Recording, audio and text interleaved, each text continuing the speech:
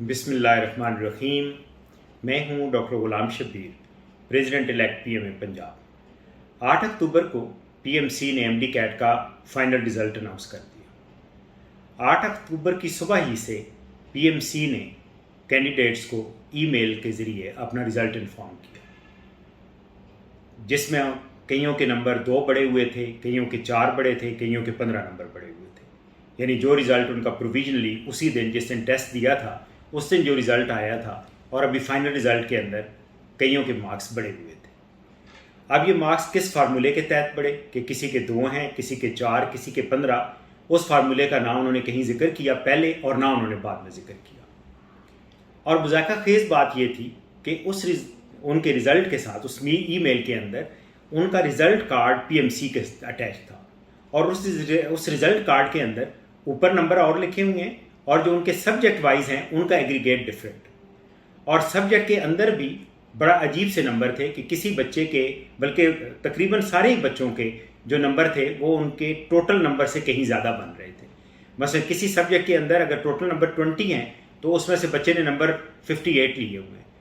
तो इस तरह करके रिज़ल्ट बहुत ही अजीब सा आया। और इस दरमियान में उन्होंने अपनी 2 दफ़ा अपनी वेबसाइट के ऊपर मैसेज भी पोस्ट किया। एक दफ़ा उन्होंने कहा कि इस रिज़ल्ट को इग्नोर किया जाए, यानी ना उन्होंने ये कहा कि ये उनकी वेबसाइट हैक हुई हुई है या गलती से भेजा गया है, और उन्होंने दूसरी दफ़ा किया और उन्होंने कहा कि जी जो रिज़ल्ट कार्ड साथ आया है उसको इग्नोर करें और आप अपने सिर्फ एग्रीगेट मार्क्स देखें। अब ये नहीं समझ आ रही कि ये वो जिस कंप्यूटर सिस्टम की वो इतनी तारीफ़ें कर रहे हैं, अगर वो रिज़ल्ट फ़ाइनल सही नहीं दे सकता तो उसने इम्तिहान कैसे सही दिया होगा। सो ये सिर्फ एक दिन की बात एक चीज़ इंडिकेट कर देती है कि उनका कंप्यूटर सिस्टम बिल्कुल नाकारा है और उसको बिल्कुल रिलायबल नहीं है, उसको बिल्कुल भी एतबार के काबिल नहीं समझा जा सकता। उस दिन उन्होंने कहा कि रिज़ल्ट जो है वो हम एक प्रेस कॉन्फ्रेंस में अनाउंस करेंगे, और उस प्रेस कॉन्फ्रेंस का ये पिछले 2 दिन से ढंढोरा पीट रहे थे। साथ ही उन्होंने रावलपिंडी इस्लामाबाद के इंतहाई मुअज़्ज़ज़ जर्नलिस्ट को भी बुलाया हुआ था।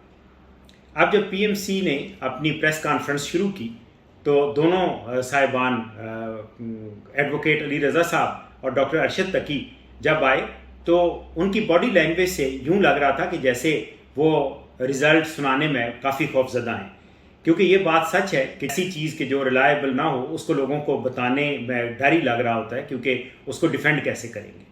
और हुआ भी यही कि उन्होंने अपनी स्टेटमेंट दी, और प्रेस कॉन्फ्रेंस का तरीका तो यही होता है कि पहले आप एक स्टेटमेंट देते हैं और फिर जो जर्नलिस्ट हैं उसके अंदर जो कोई एक्सप्लेनेशन वाली क्वेश्चंस होते हैं या एक्सप्लेनेशन वाली चीज़ें होती हैं उसकी मज़ीद एक्सप्लेनेशन क्वेश्चन आंसर से करते हैं, या एम्बिगुअस होती हैं तो उनको मज़ीद डिटेल उनको चाहिए होती है, या उन्होंने मज़ीद कुछ एक्सप्लोर करना हो तो क्वेश्चन आंसर। अभी पहला क्वेश्चन ही हुआ था जो कि एक मुअज़्ज़ज़ साफ़ी ने किया, और वो बहुत ही कॉमन क्वेश्चन था जो सबके ज़हनों में आता है कि आप इधर रिज़ल्ट सुना रहे हैं और बच्चे जो हैं वो तो इस इम्तिहान को ही नहीं मान रहे, आपके इम्तिहान के तरीक़ाकार के ऊपर बहुत ज़्यादा एतराज़ात हैं, और इन्हीं जो बच्चों का प्रोटेस्ट है उसके अंदर बलूचिस्तान में एक बच्ची अपनी जान से भी हाथ धो बैठी है।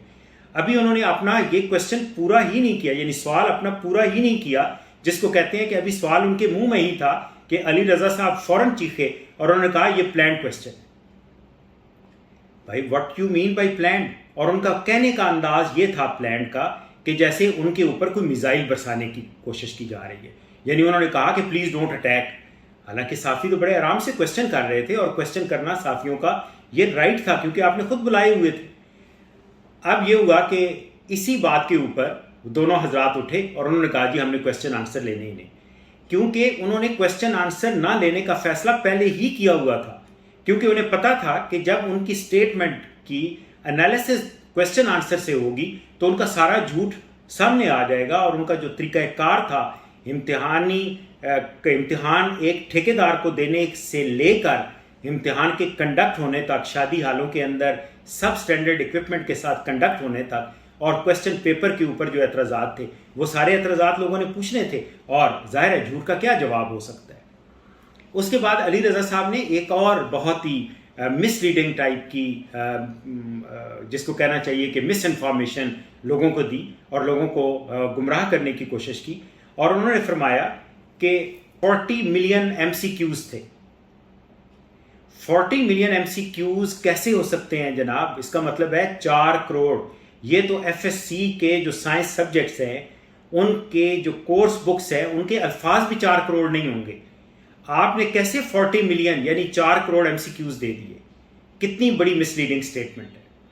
اب آپ دیکھیے کہ پچھلے کئی دنوں سے ایڈوکیٹ علی رضا صاحب نے بھی اور ارشد تقی صاحب نے بھی جب بھی کبھی بات ہوئی، ان سے ڈائریکٹلی بات ہوئی یا میڈیا پہ انہوں نے آ کے جواب دیا، تو انہوں نے کہا کہ wait for post exam analysis. اور انہوں نے بڑے زور و شور سے کہا کہ جی ہم نے قائد اعظم یونیورسٹی سے پوسٹ ایگزام انالیسس کرایا ہے. اپنی پریس بریفنگ میں تو انہوں نے پوسٹ ایگزام انالیسس کا بالکل ذکر ہی نہیں کیا. شاید علی رضا صاحب کو یہ نہیں پتا کہ پوسٹ ایگزام انالیسس کے اندر یعنی جو آبجیکٹو اسٹرکچرڈ ایگزام ہوتا ہے اس کا پوسٹ ایگزام انالیسس کیا ہوتا ہے. یا تو آپ بتاتے کہ کتنے MCQs تھے جن کا ڈیفیکلٹ لیول 0.2 سے 0.4 تھا، یا کتنے تھے کہ جن کا 0.4 سے 0.6 تھا، اینڈ سو آن. پھر آپ یہ بتاتے کہ کتنے ایسے کویسچنس تھے کہ جن کا ڈسکریمنیٹری انڈیکس کتنا تھا، کہ کیسے وہ ڈفرینشیٹ کر رہا تھا high achiever and low achiever بچوں کے درمیان MCQs پراپرلی ڈفرینشیٹ کر رہے تھے. پھر آپ ریلائبلٹی کوشچن بتاتے ہو، انٹر آئٹم ریلائبلٹی ہے وہ کتنی تھی. آپ نے تو کسی ایک بھی چیز کا جواب نہیں دیا. آپ نے کہا کہ جی ہم ریویو بھی اس کو کریں گے، ہم دیکھیں گے کہ جو لوگوں نے الزام آپ پہ لگایا کہ جی آپ کی بیچ میں ویب سائٹ ہیک ہو گئی تھی، کئی دن ایسا ہوا کہ آپ رزلٹ نہیں دے سکے. آپ نے کسی ایک چیز کا جواب نہیں دیا اس کے اندر. اس کا مطلب یہ ہے کہ آپ نے بالکل ٹوٹلی گمراہ کیا لوگوں کو اپنی پریس کانفرنس کے نام پہ رزلٹ کو اناؤنس کر. آپ نے ایک اور بہت بڑا تیر مارا، لوگوں کو یہ بتا گے کہ کوئی ایسا ادارہ ٹرانسپیرنسی نہیں شو کر سکتا. کوئی بچہ بھی آئے ٹیب کے اوپر بیٹھے اور اپنا رزلٹ چیک کر لے، وہ خاک رزلٹ چیک کرے گا. آپ نے کیا اس کو کی دی ہوئی تھی؟ آپ تو کہیں گے کہ جی تم نے کیا ہی یہی ٹیسٹ تھا. جو آپ اس کو دیں گے، بچے کے پاس کیا ثبوت آپ نے چھوڑا ہوا ہے کہ اس نے وہی چیزیں اٹیمپٹ کی ہوئی ہیں کہ جو آپ اس کو دکھا رہے ہیں. سو برائے مہربانی یہ لوگوں کو بے وقوف کرنا بند کیجئے. آپ دیکھیے کہ اگر آپ نے پوسٹ ایگزام انالیسس کرایا ہوتا جو کہ ایک فیکٹر تھا آپ کے ایگزام کے لیے، جبکہ ایگزام پہ جو اعتراضات ہیں ہم دوبارہ اس کو دہراتے ہیں کہ ایگزام پہ یہ اعتراض ہے کہ ہر بچے کا ڈیفیکلٹ لیول ڈفرینٹ تھا، جبکہ آئین کے مطابق، ایکٹ کے مطابق سنگل ٹیسٹ ہونا تھا. آپ کی خود اپنی جو اس میں section 18 of the Pakistan medical commission act 2020 ہے، اس کے اندر لکھا ہوا ہے there will be a single MD CAT test on a day دن پہ ہونا تھا. آپ نے اس کا تو کسی طرح سے آپ نے جواب نہیں دیا. آپ نے یہ جواب نہیں دیا کہ آپ نے یہ ٹھیکیدار کو کیوں دیا کہ پبلک یونیورسٹیز کے ہوتے ہوئے. سو آپ نے جو یہ رزلٹ دیا اس کو ہم کسی حساب سے نہیں مانتے. کیوں نہیں مانتے؟ اس کی وجہ ہم نے آپ کو بڑی ویلڈ ریزن، صحیح والی وجہ آپ کو بتائیں. اس میں کوئی ہمارا آپ سے کسی اور قسم کا اختلاف نہیں ہے، کوئی ذاتی اختلاف نہیں ہے. کوئی ہمارا آپ سے صرف اس اختلاف ہے تو وہ یہ ہے کہ آپ نے غلط طریقے سے ٹیسٹ کرایا. آپ سے ٹیسٹ لیا ہی نہیں جا سکا، آپ کے اندر یہ کیپیبلٹی نہیں تھی کہ آپ ٹیسٹ لیتے. سو آپ نے ٹیسٹ اتنے غلط طریقے سے لیا اور پھر آپ نے رزلٹ بھی انتہائی غلط طریقے سے. اس رزلٹ کی بیس پر کسی بچے کا اگر آپ ایڈمیشن کریں گے میڈیکل کالجز کے اندر تو یہ غیر قانونی ہے. اس لیے غیر قانونی ہے کہ آپ اپنے سارے پروسیس کو دیکھ لیں. نہ آپ نے جب ٹھیکیدار کو یہ امتحان دیا، پھر آپ نے جس طریقے سے امتحان لیا، پھر جیسے آپ نے ابھی ایگزام کا رزلٹ اناؤنس کیا، کسی بھی طریقے سے یہ ریلائبل نہیں ہے.